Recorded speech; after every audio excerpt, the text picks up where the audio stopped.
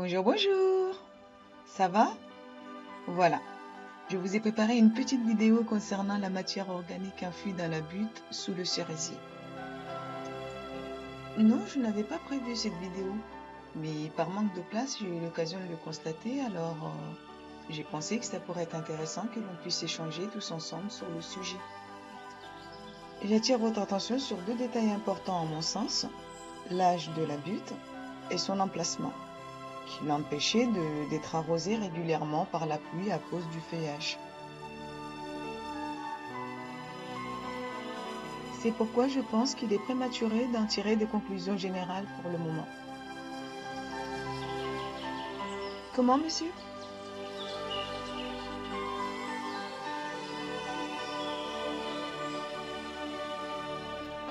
En effet, ce n'est ni avec ça, ni avec le peu que je produis que je vais nourrir le monde. Et c'est bien dommage car j'aurais bien aimé.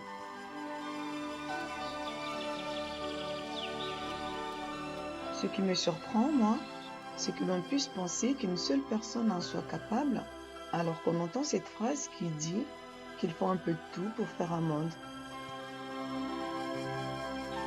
Eh bien, je le montre parce qu'entre autres, un jour, un de mes abonnés était très intéressé par le sujet, allant jusqu'à me demander de creuser une de mes buttes pour voir l'état de décomposition de la matière organique.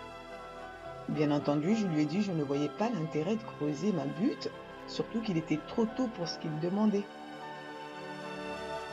Mais je lui ai dit aussi que si un jour l'occasion se présentait, je penserais à lui. Et c'est le cas aujourd'hui. Pour lui, mais aussi pour ceux à qui ça peut intéresser. Tout en sachant que j'ai eu plusieurs échanges avec des personnes différentes sur l'enfouissement et la décomposition de la matière organique.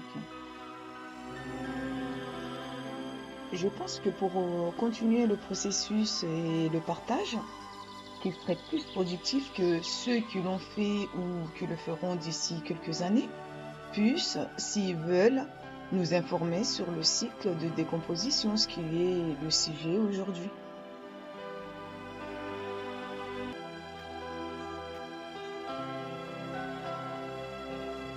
Non, ce n'est pas à cause de l'arbre que j'ai retiré la butte. Au départ, c'était juste pour avoir un peu plus de place pour tourner autour de la grande.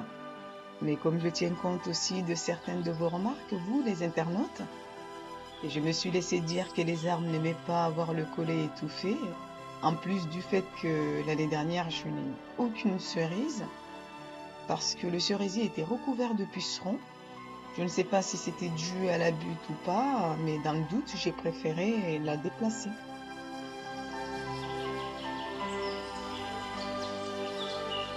J'ai dit dans le doute parce que si ce cerisier est un arbre quelconque, assez gros et haut, de façon à ce qu'il puisse pleuvoir directement sur la butte, sur les côtés, je pense que je renouvellerai l'expérience.